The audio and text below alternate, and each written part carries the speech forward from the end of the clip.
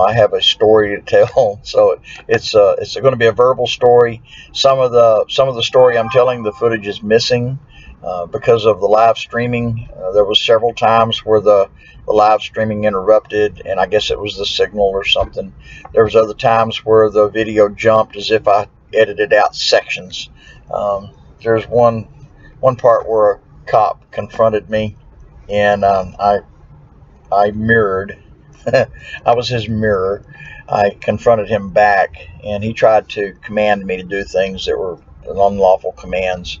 And he quickly found out who I am, and so anyway, ended up requiring his badge number. He gave it to me, but that actual piece there is missing. So that sucks. I need equipment, and I'm going to get it.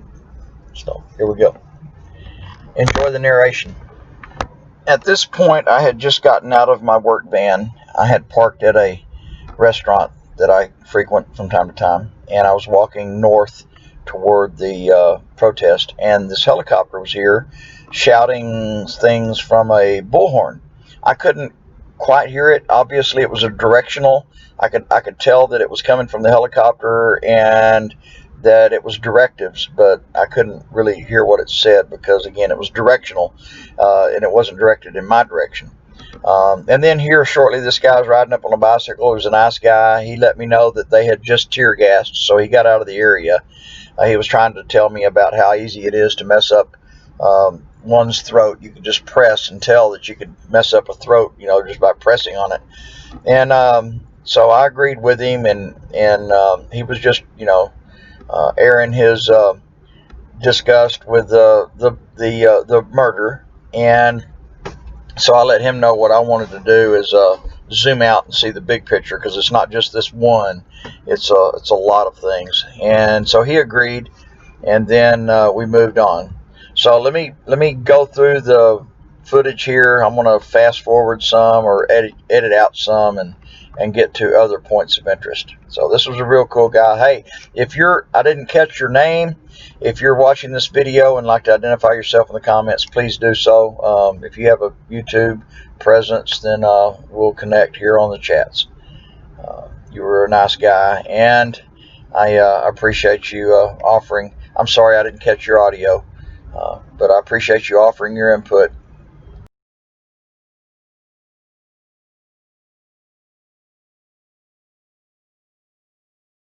It's getting up to a point where I meet up with two guys who helped me. They logged into my stream because Press On had texted me and told me that I had no audio.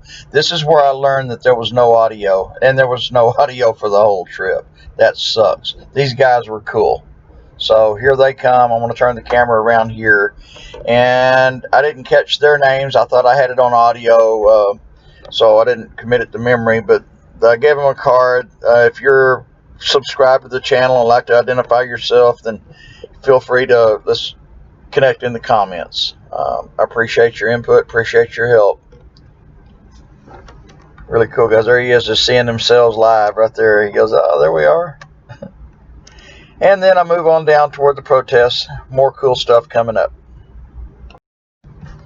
Okay, this is where I am entering the intersection of the Feeder and 6th Street. Just above there on 7th Street is where all the protesters had blocked the freeway. Sometime after this moment is when I learned what the police were doing.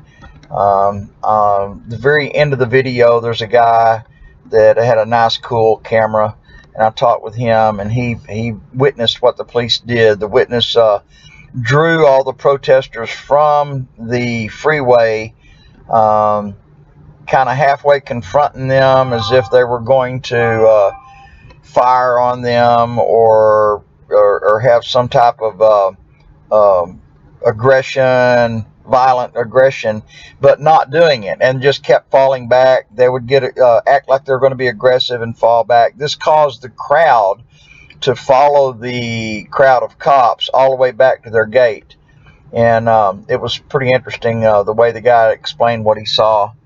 how they did it. They made the protesters look like, oh, this guy here, he put that this piece of metal out in the street.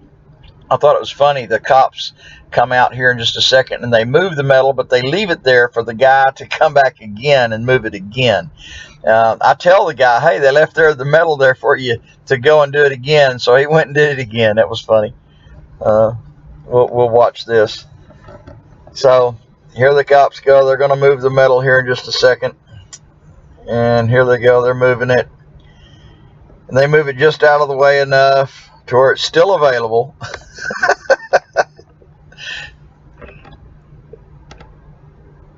And this is about where I tell the guy that, hey, they left the metal there for you to do it a second time. And he went back and did it a second time. It's funny.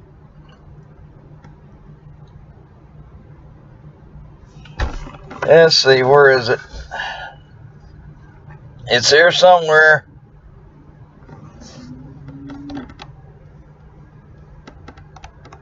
There he goes. Going back over.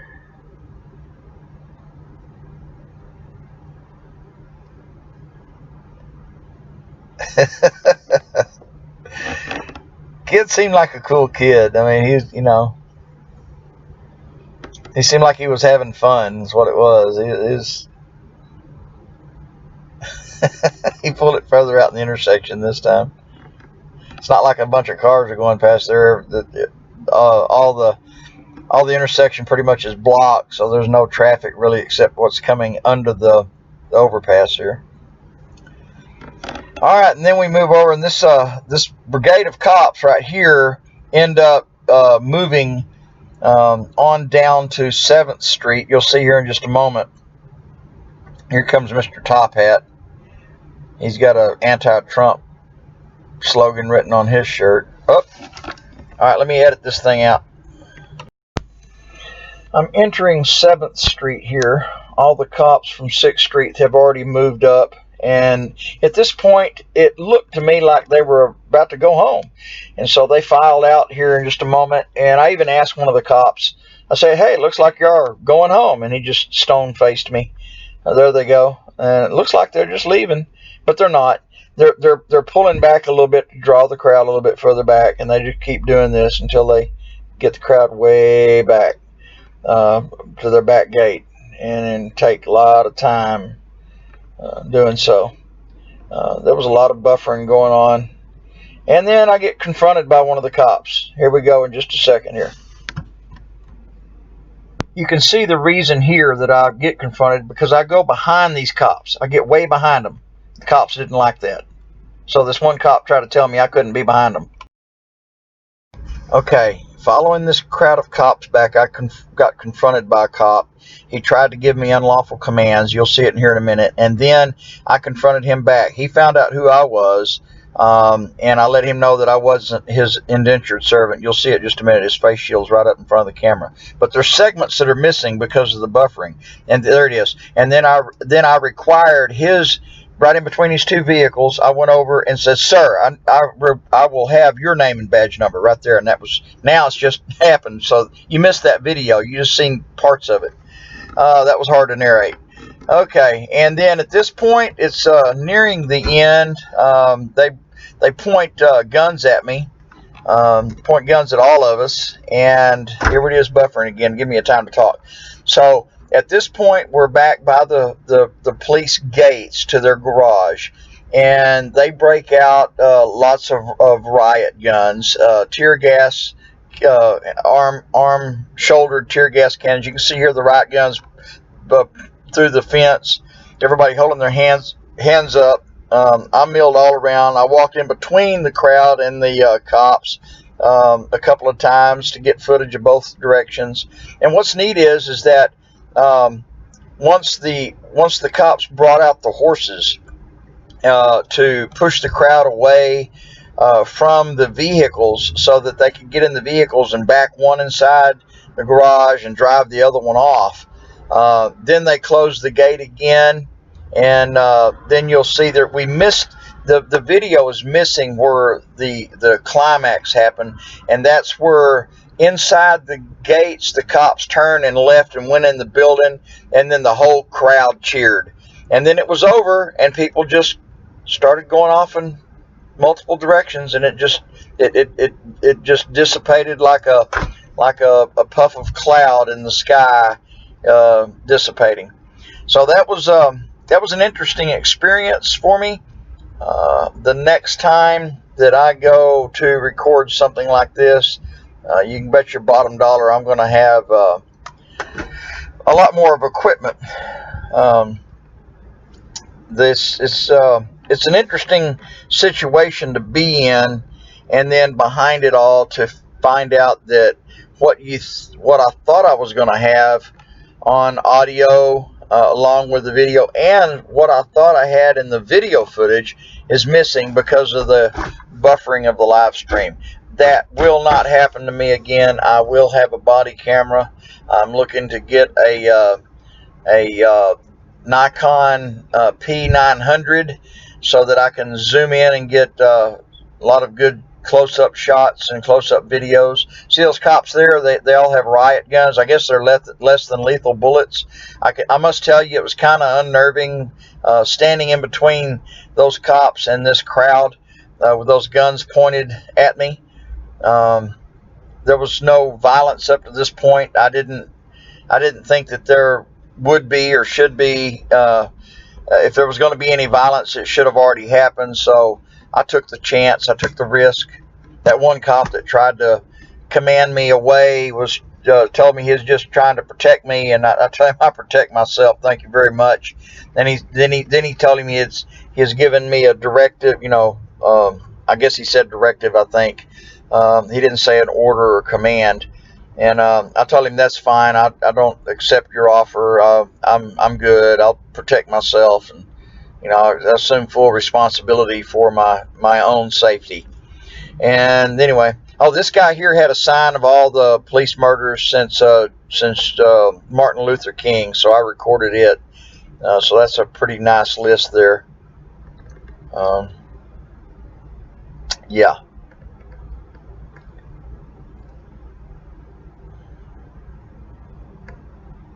Then Martin Luther King in 1968. So there's a lot of lives that have been taken over the decades, seemingly needlessly, some of them absolutely, obviously needlessly, by police officers. And so, I think the people are pretty much fed up with draconian police tactics. And for one, I'm kind of tired of them enforcing their egos as well. I like the good cops. I like the good cops doing good things, but I'm really unnerved by the good cops doing bad things and don't even realize it, because they don't know the Constitution and they do not know their own rights as whenever they're not in uniform. So whenever they don't know their own rights when they're not in uniform, of course, they don't really have rights when they're in uniform, right? They only have privileges. So if they don't know their rights, then they don't know our rights, and they're bound, determined to trample on them. If I don't know your rights, if I don't know my rights, then that means I don't know your rights, and I'm bound, determined to trample on them just because I don't know them.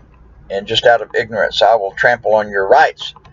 And so that's the message is we have to learn the Constitution, folks. Need to get pocket constitutions. I have some pocket constitutions on order so that I can give a few out. It would be nice if we all ordered a double handful of pocket constitutions and had them on hand at all times to give them out to people. Very important stuff to know the Constitution, because it is the law of the land. And, there's things that are being enforced that are not law. They're strictly policy, and, they're under the color of law, and it's really got to stop.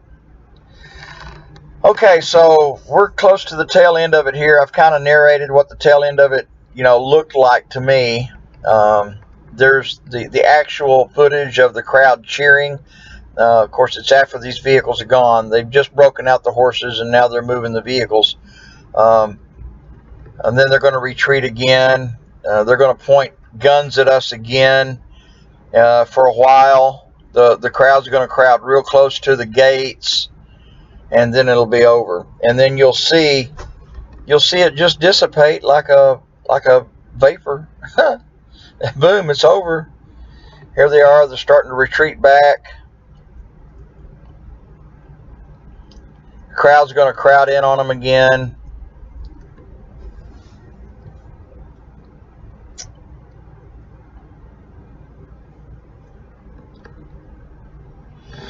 And thank you for putting up with my narration. Trying to salvage this video. I know I'm not. I've got a long way to go to get really good at video editing and then narration as well. Whenever I need to narrate from time to time, it is what it is.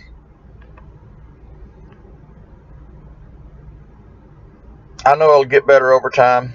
It's the same way when I started working in my profession. That I have to endure working at heights, and I had a fear of heights. I had to work lots of years to overcome that fear of heights. So the same is going to be true here with auditing and video editing, production, and what have you. I'll get better. So if you'll bear with me, then I would appreciate that. So if you notice how this officer here, there's one officer on the right hand side of the screen, he's got his back to the crowd, so he's actually backing up his officers. So you can see what's happening here is that the officers aren't backing up because the crowd is crowding in.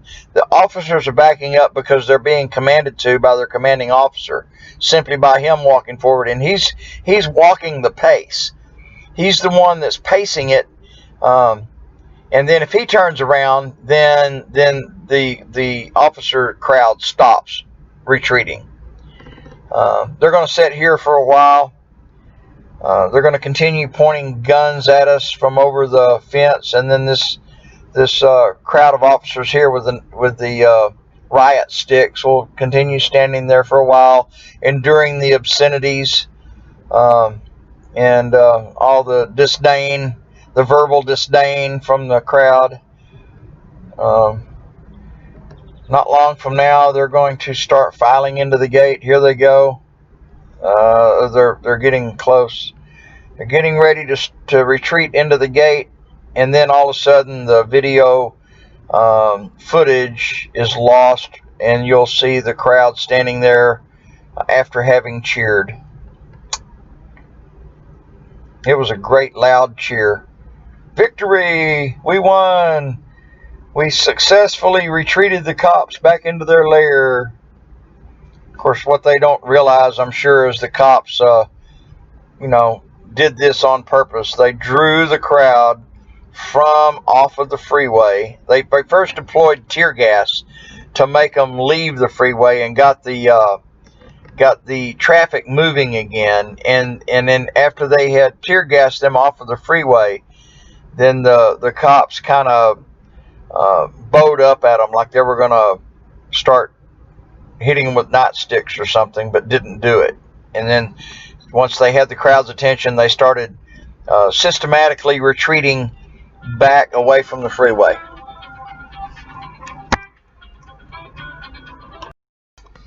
All right, that was my friend Poncho calling while I was editing. Told him about the video that I'm about to finish editing and upload. That was yesterday. Today is Tuesday. Taking me a long time to edit this video. Oh, look at that. There's a whole bunch of crap. So at this point, the cops are pretty much retreated. They're behind their gate. As you can see here, the crowd's still up against the gate. The cops are still back there, but they're about to completely leave from under the gate and then the crowd cheers and walks away. And like a vapor in the wind, the whole shooting match is over. Let's see if we can witness that here. Yeah, they're walking away now because the cops have started treating. So they've already cheered at this point, and the crowd's dissipating right now. That's ended that quick once the cops got out of the area and quit pointing guns at us and stuff. So yeah, it's just time for everybody to go. The feeling was kind of somber. It was like, oh, no more excitement. Oh, everybody had to leave. And then I met up with a guy, there's a cameraman over there to the left of the screen, an orange shirt. I don't know if you can see him back there, but talked with him for a little bit, and he's the one that told me about the way the cops drew the crowd away from the freeway. There was a Gaston flag. I was happy to see that. Earlier I saw the come and take it cannon on a shirt. I zoomed in on that. I was happy to see that. About the end of it. Hey, you know what? Share, like, and subscribe. I'm going to get better. I hope you enjoyed this video, but, you know, the future videos, they're going to be better. So stick with me, please, and help me grow this channel. Please share the channel, share the videos, like and subscribe the videos, tell other people about me. I'd like to do something kind of different with my channel than what others are doing, so we'll get into that later. I'm actually working on building a studio, so I'll actually have in-studio interviews and segments. That's what I'm planning on doing. Alright, so getting almost to the end of the footage here, and then I have some screenshots of the guys who helped me. The first guy is the one who was on the bicycle earlier in the video. Thank you again. And then the guys that helped me log in and verify that absolutely I do not have any sound, and apparently will not have any sound through the whole experience. Thank you guys. If you've subscribed to the channel, hit me up in the chats, and so we can know who you are. And then the last guy in the orange shirt was a cameraman. He had a giant lens. Talked to him for a little bit. He was the one that told me about how the cops work the crowd and pull them away. So that's it, guys. Thank you much. Share, like, and subscribe. Andrew Morgan reporting for Political Trance in Austin, Texas by the police department. Bye for now.